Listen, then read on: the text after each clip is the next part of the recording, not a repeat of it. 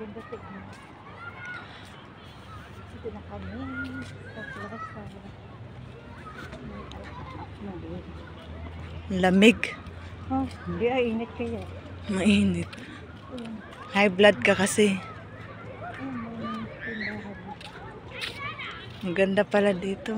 Oh, araw-araw kami pumupunta dito ni nanay. Sarap na. na. Nagdadala kami ng lamesa. Ano oras ka magluluto? Mamaya, manok lang naman eh. Yung ano lang, yung hot.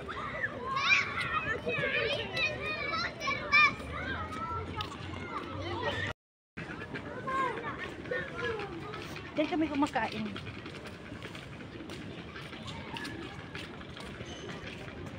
Diyan kami nagde-date ni nanay kapag may pera siyang 20. Si nanay. Ano si nanay? Si tatay. Oh, Nandito sila? si tatay at si Tabuyan, dito sila. Nagde-date siya ni papa niya.